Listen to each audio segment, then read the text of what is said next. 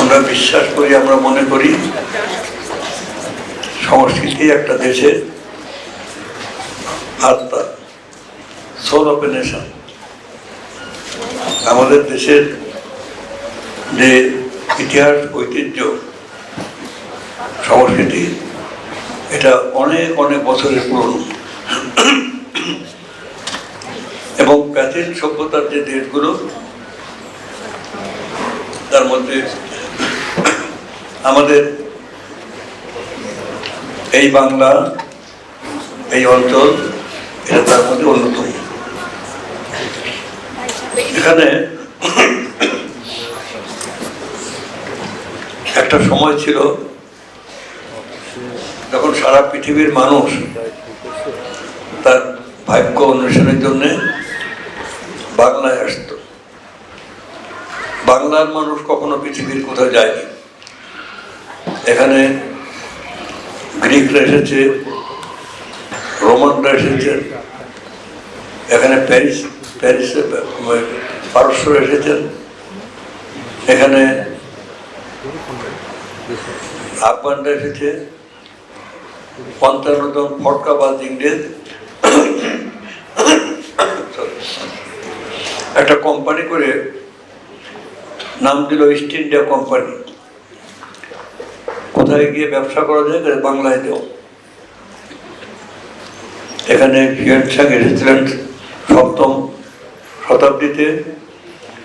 তিনি চীন দেশের সমস্ত জ্ঞান বিজ্ঞান অন্বেষণ করার পরে, শিক্ষা করার পরে, অধিক জ্ঞান অন্বেষণ কোথায় গিয়ে করা যায়, বলো বাংলায় যাও।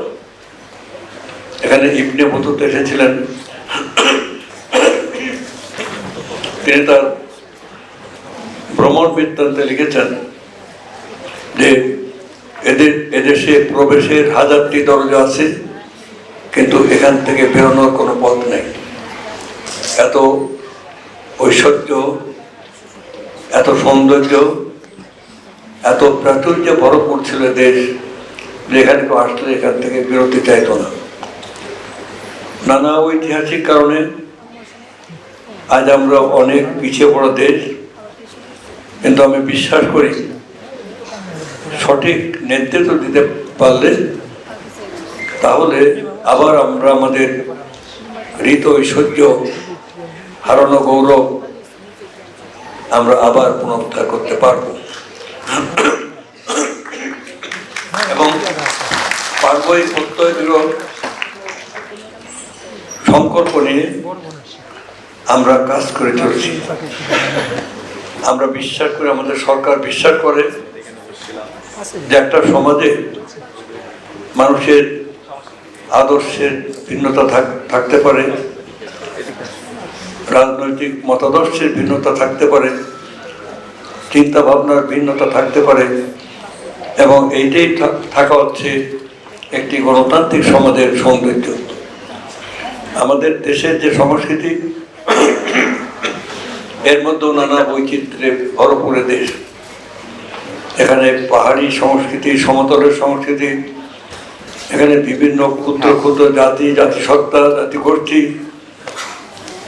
এখানে নানান রঙের, নানান বর্ণের, নানান ধর্মের লোক এখানে বসবাস করে। কিন্তু তারপরও ঐতিহ্য এবং ঐশ্বর্যে ভরপুর এই দেশ, এটা চির বিদ্রোহের এই দেশ। এখানে বারবার নানা ধরনের বিদ্রোহ সংঘটিত হয়েছে, এটা আমাদের সংস্কৃতির মধ্যে আর। এখানে আপনার সাঁওতাল বিদ্রোহ, কৃষক বিদ্রোহের নানা রূপে, সন্ন্যাসী বিদ্রোহ,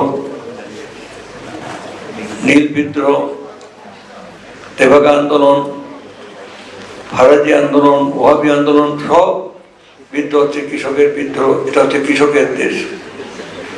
৯০% মানুষ এখানে কৃষক এবং কৃষি নির্ভর, এবং এই কৃষকের এই দেশের সাধারণ মানুষের নানান ধরনের সাংস্কৃতিক কর্মকাণ্ড এখানে আছে এবং ইতিহাস ঐতিহ্য রয়ে গেছে। এদের গানের দেশ, ধানের দেশ, নদীর দেশ। এখানে হলুদ কোটে গান গায়। এই দেশের সভ্যতা হাজার হাজার হাজার হাজার বছরের আগে। যে কৃষকের কথা বললাম, সেই কৃষি সভ্যতা শুরু হয়েছে অন্তত ৫,০০০ বছর আগে। নারীদের হাত দিয়ে প্রথম কঠিন মাটির বুকে ফসলের বীজ বপন করে মেয়েরা, এবং তারাই এখানে ফসলের শুরু করে। আমরা আমাদের এই কৃষক সমাজের যে সংস্কৃতি এবং কৃষক এবং কৃষি নির্ভর, এদেশে নানা ধরনের হাতের কাজ হতো, নকশি কাজ হতো, কামার কুমড়ার জন্য কাজ করতেন, প্রায় বিলুপ্ত হওয়ার পথে। আমরা এগুলোকে আবার ফিরে আনতে চাই। আমরা আমাদের লোক সংস্কৃতিতে যেমন বাউল সঙ্গীত, লালন সঙ্গীত, হাসন রাজা, শাহ আব্দুল করিম, বিজয় সরকার এবং এখানকার সেই লালনি মজনু, চণ্ডীদাস রজকিনী, সেই সতী ময়না, লোর চন্দানী, পদ্মাবতী, এখানে আমাদের সেই নানান ধর্মের কীর্তন, শ্রীকৃষ্ণ কীর্তনের কীর্তন, সবই আমরা আবার পুনরুদ্ধার করতে চাই। আমরা আবার যাত্রাকে পরিশুদ্ধ রূপে, যে যাত্রা জীবন বিমুখ না, জীবন বিমুখ, সংগ্রাম বিমুখ, এইগুলোকে বাদ দিয়ে আমরা মানুষের কথা এখানে বসে রাখতে চাই। আমরা অন্তর্ভুক্তিমূলক একটা সমাজ চাই। আমরা সমাজের যে বৈচিত্র্যগুলোকে বাদ দিয়ে আমরা বৈচিত্র্যের মাঝে আমরা চাই। সমাজে বিভিন্ন চিন্তা চেতনার মানুষ, বিভিন্ন ধর্ম বর্ণের মানুষ, বিভিন্ন সংস্কৃতি, বিভিন্ন জাতি জাতিসত্তা, সবার মাঝে আমরা একটা ঐক্যবদ্ধ, একটা ইনক্লুসিভ একটা সমাজ চাই। আমরা আমাদের দেশের আঞ্চলিক শান্তি চাই, নিরাপত্তা চাই। আমরা আমাদের প্রতিবেশীদের সাথেও আমরা একইভাবে আমরা পারস্পরিক সম্পর্কের ভিত্তিতে যার যার স্বার্থে শেষে দেখবে সেই ভিত্তিতে আমরা এখানে একটি শান্তির একটি করতে চাই।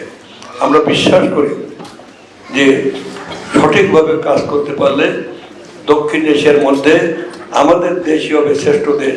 সেই আশাবাদ ব্যক্ত করে আমি আমার বক্তব্য শেষ করছি।